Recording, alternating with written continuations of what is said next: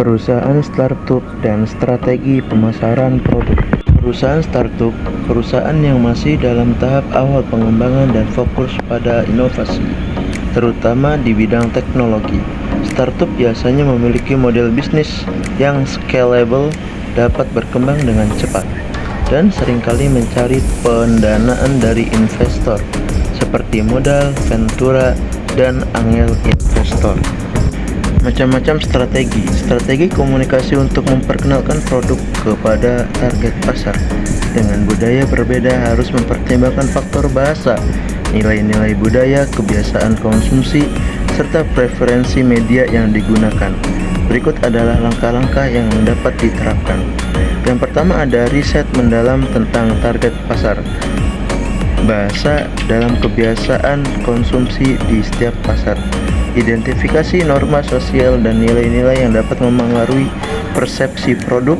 Gunakan data demografis dan psikologis untuk memahami preferensi audiens. Yang kedua ada adaptasi pesan dan branding. Gunakan bahasa lokal dan hindari terjemahan langsung yang bisa memiliki makna berbeda sesuai tone of voice dengan budaya setempat. Yang ketiga ada gunakan influencer atau brand ambassador lokal, yaitu bekerja sama dengan figur publik atau influencer yang dipercaya di pusat tersebut. Pastikan mereka memiliki audiens yang sesuai dengan target pasar. Gunakan mereka untuk menyampaikan pesan dengan cara lebih relevan dan otentik. Yang keempat ada pilih media komunikasi yang tepat. Sesuaikan ataupun kanal komunikasi dengan kebiasaan media di tiap negara, TV, media sosial, radio, atau iklan digital. Manfaatkan platform populer di setiap wilayah, misalnya WeChat di Tiongkok, Instagram di Eropa, atau WhatsApp di Amerika Latin. Yang kelima ada kampanye lokal yang interaktif. Buat kampanye yang melibatkan komunitas setempat melalui event, giveaway, atau konten berbasis budaya lokal. Gunakan storytelling dengan cerita yang sesuai dengan latar belakang budaya mereka. Yang keenam ada uji coba dan evaluasi. Lakukan A atau B testing dengan melihat ataupun untuk melihat strategi komunikasi mana yang efektif. Kumpulkan feedback dari pelanggan dan lakukan penyesuaian berdasarkan respon mereka. Dengan pendekatan ini, produk dapat diterima dengan lebih baik di berbagai pasar tanpa menimbulkan kesalahpahaman budaya. Dan yang selanjutnya, ada strategi dalam menyampaikan komunikasi agar komunikasi tetap efektif. Perusahaan harus overexploitasi adalah pemanfaatan sumber daya alam secara berlebihan tanpa memperhatikan menyesuaikan gaya komunikasi formal atau informal berdasarkan norma sosial budaya setempat. Menggunakan media yang relevan dengan kebiasaan masyarakat setempat, misalnya YouTube untuk pasar Amerika, WeChat untuk Tiongkok, dan WhatsApp untuk Amerika Latin. Memanfaatkan komunikasi dua arah seperti interaksi media sosial atau layanan pelanggan berbasis chatbot yang responsif. Menghindari tabu budaya yang dapat menyinggung masyarakat setempat. Dan yang selanjutnya ada strategi dalam menyampaikan pesan yang benar. Pesan harus jelas, mudah dipahami, dan relevan dengan audiens. Maka untuk itu gunakan bahasa yang sesuai dengan nuansa lokal, bukan hanya terjemahan literal. Tonjolkan nilai-nilai budaya setempat dalam pesan, seperti keluarga, komunitas, atau prestasi individu. Gunakan storytelling yang menghubungkan produk dengan kehidupan sehari-hari audiens. Tekankan manfaat untuk produk yang sesuai dengan kebutuhan spesifik pasar tersebut. Dan yang terakhir ada strategi adaptasi pesan untuk budaya asing. Adaptasi pesan bertujuan untuk memastikan produk diterima dengan baik tanpa kehilangan makna. Cara mendapatkan ataupun cara yang dapat dilakukan yaitu sesuaikan slogan dan tagline agar memiliki makna yang positif atau bisa disebut juga yang positif dalam bahasa lokal. Gunakan simbol dengan warna yang sesuai. Misalnya, warna merah melambangkan keberuntungan di Tiongkok, tetapi berarti larangan di beberapa negara barat. Ubah strategi pemasaran sesuai dengan kebiasaan konsumsi.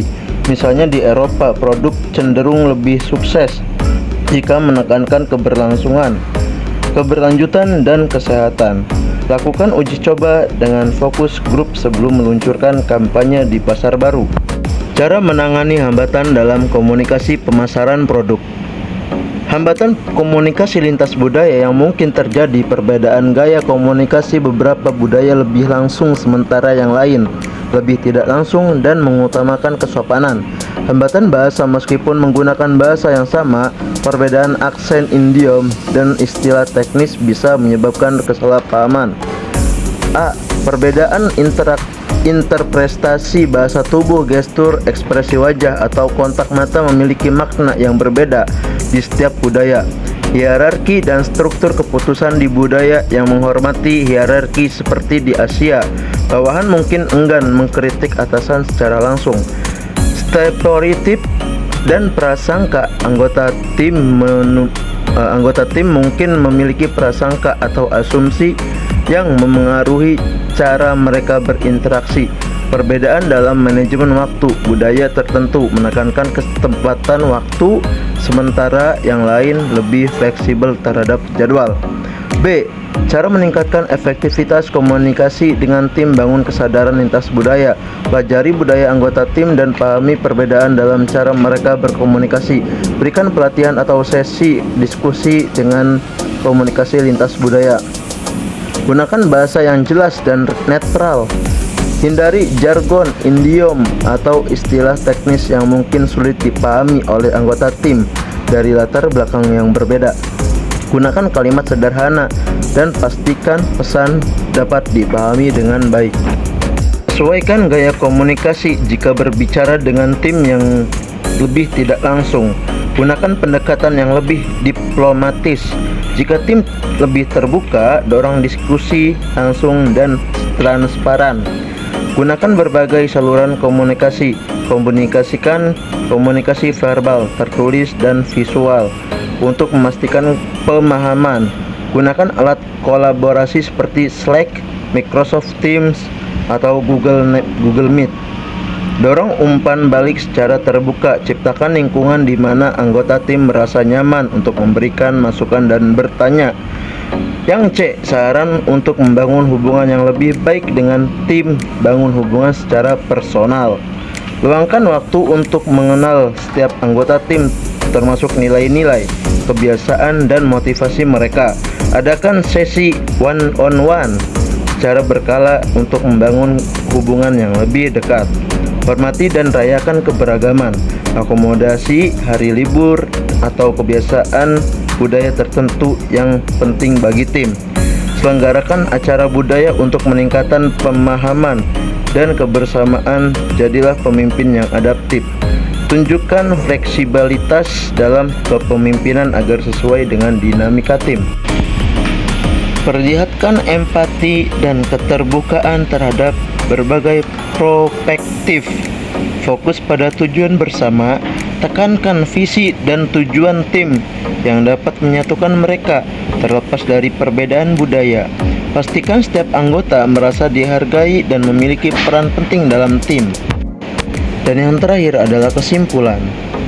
Seorang manajer yang menghadapi tantangan komunikasi lintas budaya perlu memahami perbedaan budaya, atau bisa disebut juga perusahaan startup, menyesuaikan gaya komunikasi, serta membangun hubungan berbasis empati dan keterbukaan.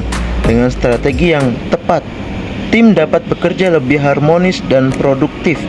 Dengan kombinasi komunikasi yang jelas, pesan yang sesuai, dan adaptasi budaya yang cermat, perusahaan dapat memastikan produk diterima dengan baik oleh target pasar internasional. Yang terpenting, perusahaan harus fleksibel dan harus mengevaluasi efektivitas strategi komunikasi di berbagai pasar.